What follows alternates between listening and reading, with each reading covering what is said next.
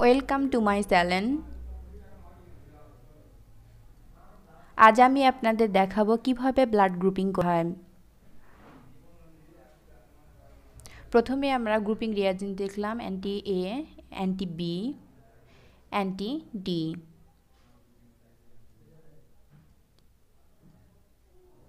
বন্ধুরা, আপনারা যারা এই চ্যানেলটা সাবস্ক্রাইব করেননি, প্লিজ চ্যানেলটি সাবস্ক্রাইব করুন। আর যারা আগে থেকে করা আছে তাদেরকে অসংখ্য ধন্যবাদ। প্রথমে আমরা গ্লোভস পরে নিচ্ছি।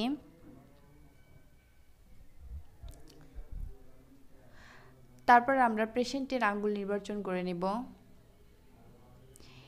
এবং অ্যালকোহল প্যাডের সাহায্যে সেটা জীবাণুমুক্ত করে নেব।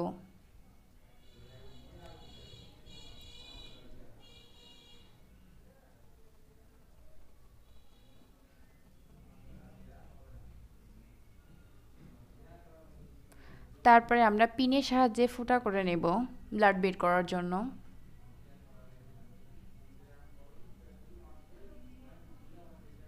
তারপর আমরা স্লাইডে অ্যান্টি এর জায়গায় 1 ফোঁটা, অ্যান্টি বি এর জায়গায় 1 ফোঁটা এবং অ্যান্টি ডি এর জায়গায় 1 ফোঁটা ব্লাড নিব।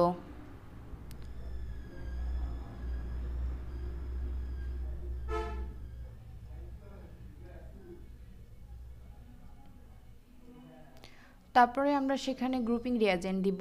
প্রথমে দিব অ্যান্টি এ অংশে 1 ফোঁটা।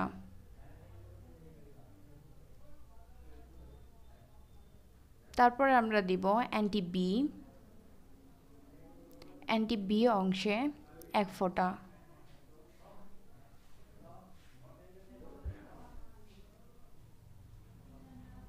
তারপরে আমরা দিব অ্যান্টি ডি অংশে 1 ফোঁটা।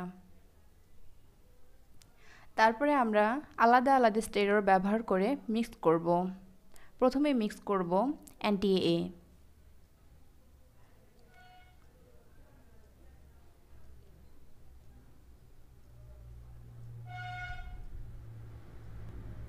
তারপর মিক্স করব অ্যান্টি বি।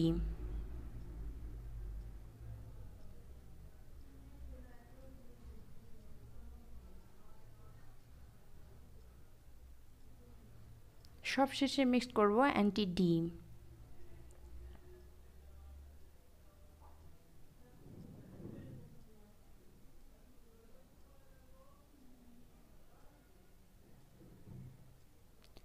তারপরে আমাদের যা করতে হবে, একটু ঘোরাতে হবে।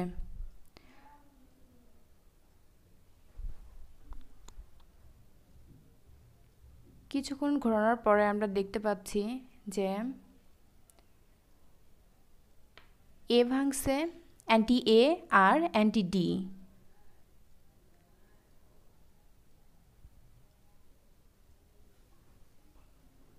তাহলে আমাদের ব্লাড গ্রুপ হবে এ পজিটিভ।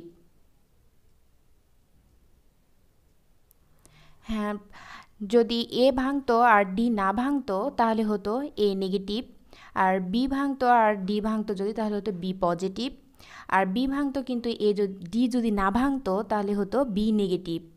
এ বি উভয় ভাঙতো আর যদি ডি না ভাঙতো তাহলে হতো A B negative, R A B উভয় ভাঙা সত্ত্বেও ডিও যদি ভাঙে তাহলে হতো এ বি পজিটিভ।